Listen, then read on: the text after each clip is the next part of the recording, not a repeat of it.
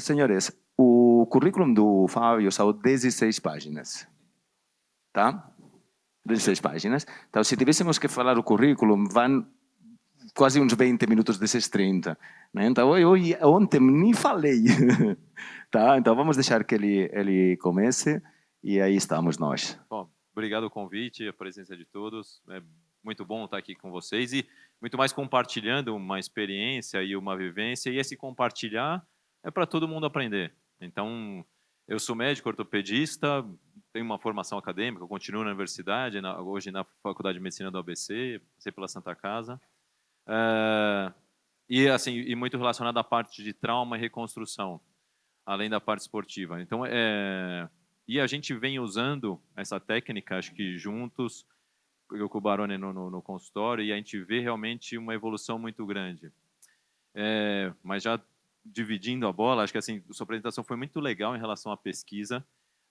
Eu acho que além de você falou de pesquisa, então na universidade, mas isso também vem junto com alguma coisa de assistência, que está implícita, né? Na verdade, você está na universidade, fez uma pesquisa, mas você está ajudando um monte de pessoas. Então, assim, eu acho que a parte bonita da pesquisa, além de você construir um conhecimento e você aumentar esse conhecimento para uma população muito maior, eu quero dizer, beleza, eu trato muito bem uma pessoa, mas quantas pessoas eu posso tratar? N.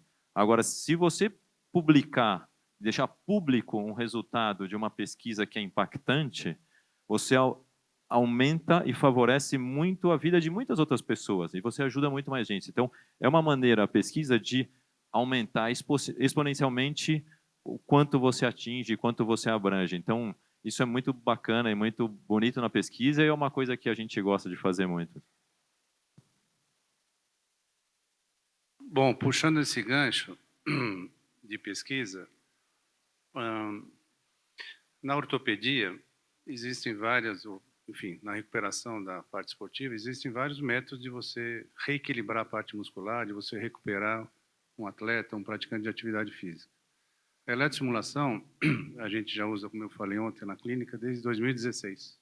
Tá? E a gente tem observado o papel importante que ela tem na reabilitação. Indo para essa área de pesquisa, a gente começou a notar que existem diversos trabalhos na parte ortopédica interessantíssimos. Tá? Tem um publicado ano passado, em 2024, que ele faz o levantamento de vários trabalhos que foram feitos através do mundo sobre a recuperação muscular em pacientes com artrose de joelho, especificamente, e dor lombar. Os resultados são animadores, porque quando você compara a eletroestimulação com o método tradicional de fortalecimento, o índice medido é através de um protocolo chamado KOOS, que é um protocolo que os pacientes relatam a sua melhora frente à parte esportiva, a sua melhora frente à dor, a qualidade de vida. Todos os indícios mostraram que a eletroestimulação tem um papel importante, melhor avaliada, com menor risco. Tanto é que no final do trabalho, os autores falam que a eletroestimulação de corpo inteiro, ela é joint friendly e time friendly, ou seja, ela protege a articulação, ou seja, ela fortalece a parte muscular, estabiliza a articulação sem danificá-la, e num espaço curto de tempo de execução. Então, os trabalhos recentes são animadores, mas eu acho que ainda existe uma aplicabilidade da eletroestimulação de corpo inteiro em várias áreas. E acho que o nosso grande desafio agora é entender onde, em cada área, em cada dessas áreas, a eletroestimulação pode ter o seu efeito máximo. Tá? Então, acho que esse é o nosso desafio, né, Dilton? Esse gatilho que você falou, aqui falamos, todo evento está linkado à eletroestimulação muscular do corpo inteiro. Eu falei que aqui está sentado um doutor que também trabalha eletroestimulação do corpo inteiro, mas não é a área específica dele. Então eu vou deixar que seja o Dr. Mário Moraes, neurocirurgião, especialista em eletroestimulação muscular cerebral, para nós explicar um pouco também disso, né? Porque afinal a eletroestimulação é como funciona o corpo, estímulo elétrico, né? O nosso que falamos é muscular, mas tudo vem daqui, né? Então, Mário. Muito obrigado, Xavier. É um prazer falar com vocês. Eu sou Mário, sou neurocirurgião. Trabalho com eletroestimulação, não de corpo inteiro, mas de regiões muito pequenas, né? Alguns núcleos cerebrais, né, que a gente acaba trabalhando com uma precisão de 0,05 milímetros, né? Então, do corpo inteiro, passamos para 0,05 milímetros, né? Todo o corpo, ele é controlado pelo cérebro, a gente sabe, né? Toda a neurofisiologia, né, que o David estava explicando. E agora a gente também faz estimulação da medula, também, não só o cérebro, como a medula, no sistema nervoso central. E um dos grandes trabalhos que a gente está desenvolvendo agora, que a gente quer fazer essa parceria, é que estimulando a medula em parceria com os músculos, né, com o corpo inteiro, para reabilitação de paraplégicos. Né? Então, é uma pesquisa que tem uma grande... tem muita gente, né, que precisa, né, fazer isso e juntar a parte do corpo com a parte ultraespecífica, que é o sistema nervoso dos núcleos específicos. Né? Na pequena partezinha de um segmento da coluna, a gente consegue estimular todo o membro inferior. Né? Mas a questão é diminuir a carga, sobrecarga para a articulação e também remodelar, né, o tecido ósseo. Então, veja o efeito positivo em outros tecidos, né, e no sistema nervoso. Porque você até falando agora, eu fiquei pensando, talvez até uma linha, vamos ver se a gente depois não olha alguma coisa assim, essas proteínas que a gente sabe que o músculo produz, que afeta, por exemplo, melhora de cognição que tem no indivíduo que faz exercício, hoje a gente sabe com muita clareza que o grande estimulador dessa adaptação central é o próprio músculo esquelético. O músculo esquelético responde ao sistema nervoso central e depois ele determina uma mudança no sistema nervoso central. Né? Então, veja, e no próprio motoneurônio é outra coisa, né? Até o motoneurônio ele adapta, o músculo adapta, coisa que a gente não sabia até pouco tempo. Mas, enfim, é para dizer que a conversa é muito extensa nisso, né? Entre todos os tecidos e adaptações pode causar. E a outra coisa que eu acho que é importante e que a gente estava conversando é justamente esse ponto e o desafio, talvez podia deixar essa mensagem para os três aqui também falar um pouquinho, mas da prática profissional, né, baseada em evidência, e como que é o desafio disso na construção do conhecimento, né, de quando a gente começa a trabalhar com algo que tem pouca informação especificamente com aquilo, mas claro, a gente tem que trazer o background de outras informações que a gente tem, mas como é que vocês veem isso, que acho que isso é importante para o que todo mundo está vivendo aqui, o que vocês vêm experimentando já em outros cenários. Só queria seguir nessa linha. Há 2 ou 3 anos atrás, nós fizemos um trabalho de levantamento estatístico sobre as lesões no beach tênis. Tá? Por incrível que pareça, acho que tinha um trabalho publicado no mundo, né, Fábio, sobre... Tinha um na Itália, porque ele surgiu na Itália, o esporte, né? Então, tinha um N muito pequeno. Hoje no Brasil tem muito mais participantes do que lá, né? Fizemos esse trabalho sobre o critério acadêmico, depois o Fábio pode até explicar um pouquinho melhor. Publicamos esse trabalho sobre estatísticas da lesão no beach tênis. Falamos muito aqui da aplicabilidade da eletroestimulação do corpo inteiro em atletas de alto nível, idosos, mas também tem uma faixa etária, que é aquele que é praticante de atividade física e recreativa, que não é um atleta profissional, também não é um idoso, está na meia-idade, vamos dizer assim, 45, 50 a mais, gosta de treinar, gosta de competir, e ele está meio no limbo. Ele não quer machucar, né? E não quer machucar, quer continuar fazendo. Perde a diversão, né? O legal... O cara joga por prazer, né? E se ele se ele machucou, ele fica ruim. Ele quer produzir, ou seja, ele quer performance, ele quer qualidade de vida, não quer se machucar. Então, pensando nisso, a gente desenvolveu junto com o Xavier aqui, a nossa próxima linha de trabalho vai ser avaliar o efeito da eletroestimulação em atletas de beach tênis não profissionais, numa faixa etária acima de 45, 50 anos. A gente vai medir alguns parâmetros antes, fazer o treinamento e depois medi-los depois. E eu acho que essa linha que vai poder entender melhor qual a aplicabilidade da eletroestimulação em outras áreas. E justamente desse nicho de pacientes, que acho que é o grosso de todos nós, né? No consultório médico, na fisioterapia, para o educador físico, esse é o grosso de pacientes, né, Fábio? Exatamente. A gente procurar, nós estamos falando talvez do mesmo remédio, entre aspas, vai? E aí acertar a dose. Para qual caso? Exatamente como você falou, bom, a dose para o cérebro é uma, a dose para o músculo é outra. E o que a gente estava falando em relação à pesquisa, e por isso que pesquisa vai longe, pesquisador precisa tomar cuidado, como você falou, porque senão a gente fica a tarde inteira aqui. Mas a gente sempre tem dúvidas. Então você pega, você levanta um questionamento. Aí eu tenho um questionamento, eu chego a uma opinião. E eu acho que todos vocês que trabalham com isso têm uma opinião. Pô, isso aqui, essa dose, esse tipo de trabalho funciona. É uma opinião pessoal, que é uma opinião boa. Só que se funcionar só na sua mão, será que é tão boa? Tem que ser uma coisa que, se ela funcionar na minha mão de todo mundo, realmente ela funciona bem. Então ela é comprovada. Então a pesquisa vem disso. Então a gente tem que ter um método muito certo. E eu sabe que eu estava pensando nisso em relação à estimulação. Aí a gente está falando isso, então, um parênteses. Nos trabalhos a gente avalia o quê? Avalia resultado. Então nos trabalhos avalia com muita frequência força. Então você faz Cybex, você faz qualidade de vida, você faz alguns testes. Só que a gente não tem tantos testes do mecanismo. E aí, às vezes, às vezes tem um mecanismo que talvez seja alguma coisa que libere algo, que caia na corrente sanguínea e faça uma retroalimentação. Mas nos trabalhos, a maioria dos trabalhos, principalmente em ortopedia, que eu acabo pesquisando mais, os resultados são medidos como função. O que é mais importante, né? Para o paciente, na verdade, é bom ele melhorar a função. Mas pensar como ciência, pô, como será que essa função no corpo inteiro teve uma mediação no cérebro? Aí, talvez o Mário saiba melhor aí, sei lá. Ou ninguém sabe, e por isso que a gente está aqui e a gente curte fazer pesquisa.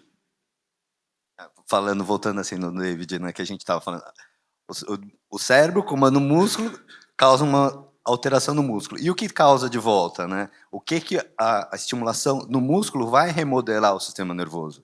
Isso é fantástico, né? Essa estimulação da medula, a gente já vê que inicialmente os pacientes têm só o choque lá que está fazendo a pessoa mexer, né?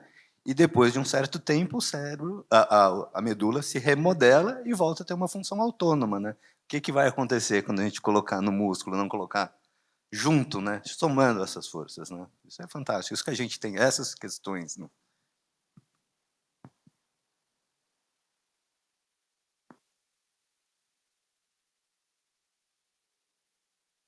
Como estamos aí de tempo?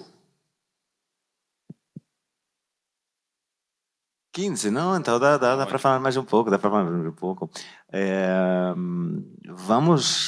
abrir um pouco o que estamos pensando, no que estamos trabalhando já faz um tempo, né, com o Barone e o Fábio.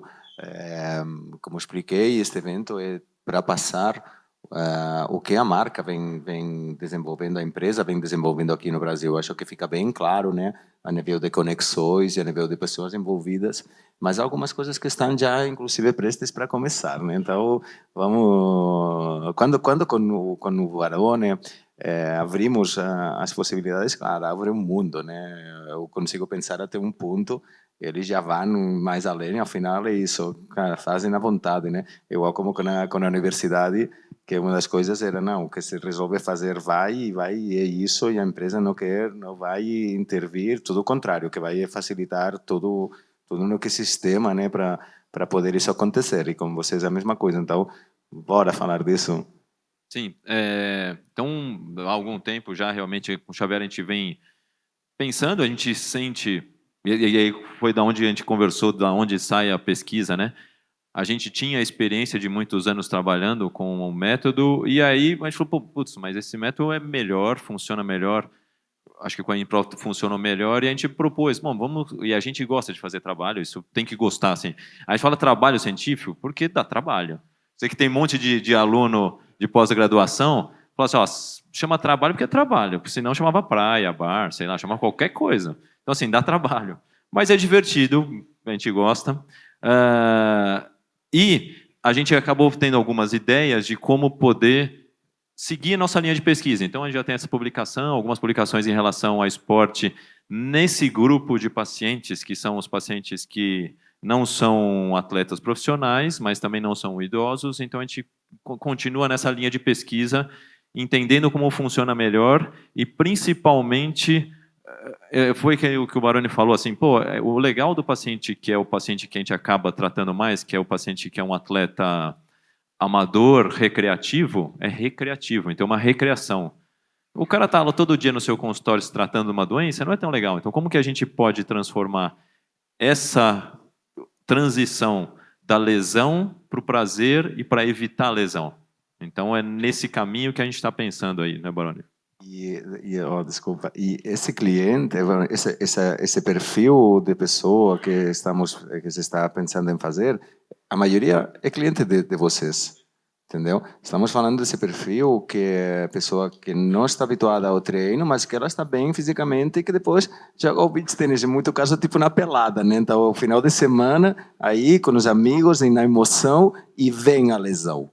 E depois o que acontece? Vai na clínica do Baroni, do Dr. Fábio, lesionado, se recupera da lesão, mas como não treina habitualmente, aí vai recaindo, né? E a eletroestimulação é o caminho. Eu lembro muito bem, Baroni, que você falava isso, estamos conseguindo, além de reabilitar, fazer depois o treinamento com a electro, porque treino rápido, não perde tempo, ele está bem, performa melhor no beach tennis, né? É um pouco isso, certo, Baroni? Sim, quando a gente fala de novo na linha de pesquisa, às vezes um trabalho ele pode avaliar resultados de uma maneira subjetiva, através de protocolos, tá? De resposta a esses protocolos, você aplica um método e o que está sendo analisado dá essa resposta. A nossa ideia, além de juntar nesse trabalho os questionários já aprovados, é você ter medições.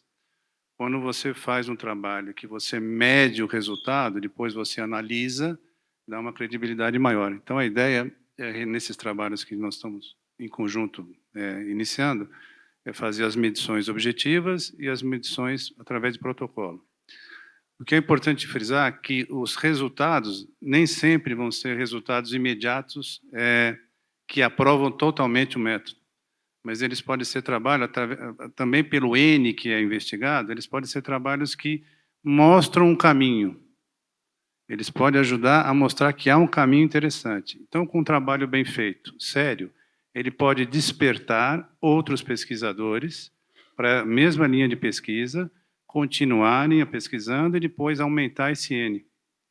Essa é a nossa ideia, é fomentar a discussão em relação a essa faixa de pacientes, que acho que é a grande maioria que frequenta as nossas clínicas, nossos consultórios, como ele responde a esse método frente ao método tradicional de treinamento. Eu vou aproveitar aqui, o Baroni, que eu acho que também era algo que a gente estava conversando ali fora, e que eu acho que é importante também a gente ter em mente, que novamente, você falou um pouquinho, mas não é o método, veja, não é o protocolo, por mais que personalize, isso nem sempre vai ser para todo mundo, em todas as condições, a todo momento. E eu digo isso porque eu vou trazer de uma outra, eu ministro para a USP em 2 cursos da especialização, essa disciplina justamente de recursos ergogênicos, e aí quando a gente fala em recurso ergogênico é outra coisa, né? Quer dizer, ergogênico vem de ergo, trabalho, gênico, produção, então é tudo que leva a um aumento do trabalho do indivíduo, né? E aí a gente tem várias estratégias ergogênicas, geralmente a gente só pensa em nutricional ou farmacológico, né? Mas tem várias, tem psicológica, tem física, tem fisiológica, então tem várias classificações, tem vários tipos. Mas voltando para o ponto central é o seguinte, vários suplementos, quer que eu fale para vocês, vários suplementos que são utilizados, alguns caíram em desuso ou em descrédito, dizendo que não funciona. E hoje a gente tem aprendido a fazer ele funcionar diferente. Eu vou dar um exemplo para vocês. Talvez que, se eu perguntar aqui quem acha que funciona, por exemplo, carnitina, quem acha que faz alguma coisa carnitina efetivamente? Quem acha que faz alguma coisa carnitina efetivamente? Carnitina, L-carnitina. Quem acha? Não, tomar mesmo aqui, via oral. Entendeu? Eu estou vendo quase ninguém. E o que a gente tem visto nos últimos tempos? É que a gente não sabia usar direito a carnitina. E nem no esporte que a gente achou que estava usando. Por quê? Porque a gente aprendeu que a carnitina funciona de um outro jeito, já há muitos anos, na verdade, mas a gente nunca deu atenção para isso. né? Então, no metabolismo anaeróbio, né, ela tem um papel importante, formando acetilcarnitina, por exemplo. Então, o que eu estou querendo dizer aqui? A gente sabe com outros, suplementação com corpos cetônicos. Um artigo recente, um grupo mostrou de forma muito elegante porque tinha gente que observava efeito de corpos cetônicos em suplementação, porque tinha gente que não observava. Por quê? Porque é óbvio que você vai dar corpos cetônicos, vai acontecer. Era a coisa mais óbvia, eles mostraram isso. Eu dou corpos cetônicos, acontece com o diabético também. Acontece. pH cai, acidose. O que eles fizeram? Para destravar, unlock the ergogenic aids, o efeito ergogênico, como eles travaram? Deu bicarbonato junto. Então, o que eu estou querendo dizer com isso? Veja, a gente precisa aprender qual que é a forma de otimizar a utilização daquela ferramenta numa condição. Sabe, eu acho que esse é o maior desafio, e eu acho que é isso que o tempo vai mostrando para nós. Né? Mas a gente precisa disso. Quer dizer, está trabalhando de fato, está fazendo as coisas na prática, mas está atento, de novo, a prática baseada em evidência, conversando, né, com a ciência. Não, mais uma vez, às vezes não, pelo contrário. Eu vou dizer, a ciência, não sempre, mas quase sempre ela vai estar atrás do mercado e da prática. Por quê? Porque ela pega a pergunta da prática mesmo e fala, vou ajudar a responder isso aí, vou ajudar. Sim, há alguns casos que ela está muito na frente, que ninguém consegue nem entender o que foi encontrado. Né? E aí tem outros exemplos que a gente poderia dar nesse sentido. Mas tá ok, pessoal? Então eu acho que a mensagem que eu queria aproveitar para deixar é essa. A gente precisa ir trabalhando para entender como verdadeiramente individualizar isso, esses protocolos, para que a gente possa otimizar de verdade para cada condição e, gente, sem ansiedade, tá? Sem desespero de ninguém, isso vai precisar de tempo. Tem que ter tranquilidade para entender que isso precisa de tempo, de todo mundo, tá ok? Mas que trabalhando a coisa vai acontecendo. Eu acho que estamos no caminho. Infelizmente,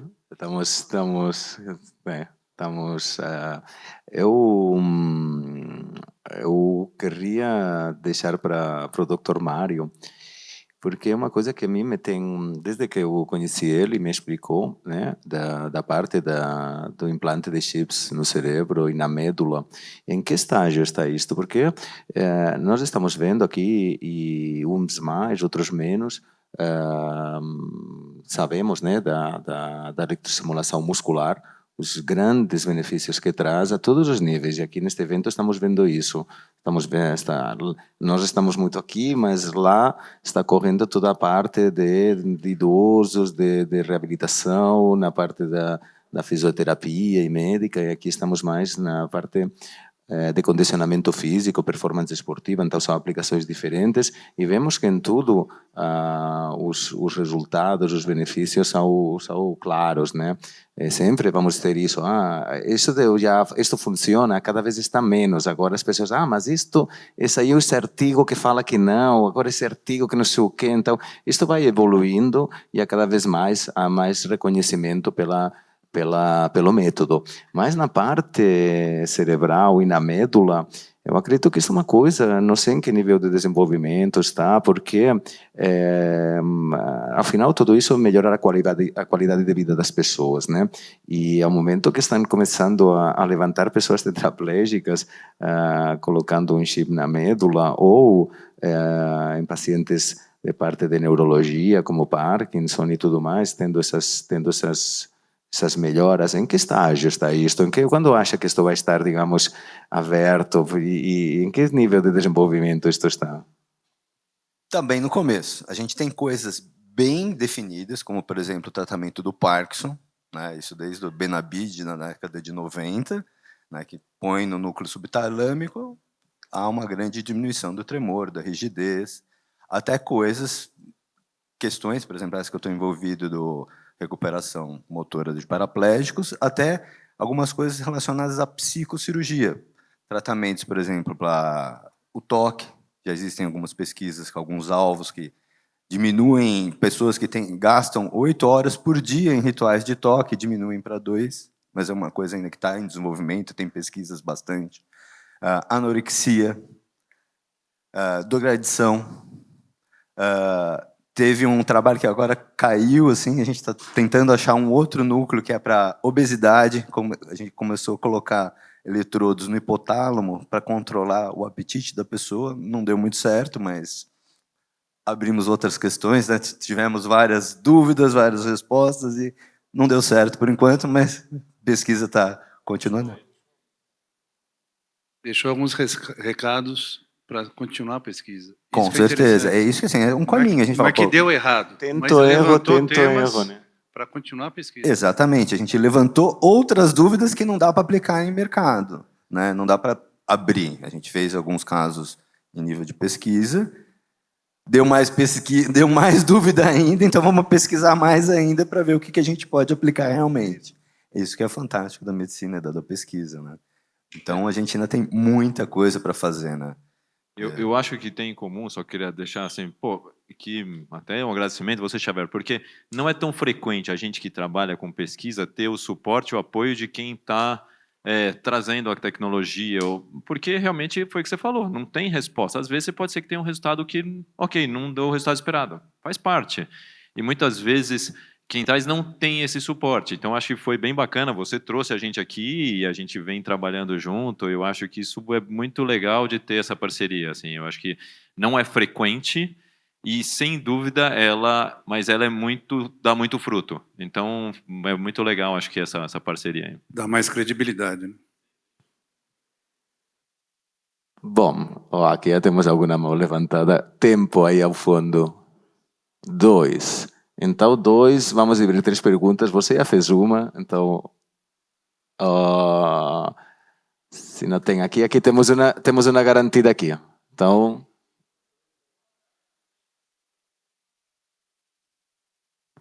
Absolutas e não absolutas. Nessa revisão, teve sobre doenças mentais. Porque o trabalho com o sistema nervoso piorar ou melhorar. Antes de você responder, porque pô, isso eu não sei responder com certeza, mas enfim, essa é uma preocupação que quando a gente estava desenvolvendo os estudos, a gente chegou, não nesse, mas nesse quesito, né, Xavier? A gente viu, foi algo que a gente pesquisou e foi uma discussão que a gente teve, então realmente é pertinente aí. Alessandro, quer falar alguma coisa? Eu também não sei essa resposta, né? A gente não pesquisamos isso. Não vejo, de um ponto de vista de raciocínio fisiológico, uma contraindicação para isso, mas não existe essa resposta. De vez em quando aparecem alguns trabalhos que falam da contraindicação absoluta, né? Levanta-se muito a questão da eletroestimulação em pacientes com câncer, né? Já saiu trabalho dizendo que nada de encrenca em pacientes com câncer. Então, as questões vão sendo colocadas e os trabalhos vêm justamente para isso, para você investigar e ir um pouco mais a fundo. E nas nossas pesquisas, além de avaliar quais são os benefícios, a gente também avalia complicações. E aí, se a gente avaliou, bom, teve benefícios em X%, e o índice de complicação, por 100%, nem 100 nem 0 não existe. Então, alguma talvez tenha, mas aí a gente vai avaliar o risco e as complicações. Mas não tem outra medida de saber, a não ser testando e juntando os dados. Se você também não tiver os dados, você fica perdido. Muito obrigado a todos vocês. Tempo de qualidade. E eu acredito que, eu tenho certeza absoluta que acrescenta muito tudo isso ao trabalho que vimos fazendo e que todas as pessoas que estão aqui, todos os que estamos aqui, de um jeito ou outro, estamos envolvidos neste trabalho com eletroestimulação. Então, obrigado, Fábio, obrigado, Mário, Dr. Barone, obrigado, David, e vamos encerrar esta mesa.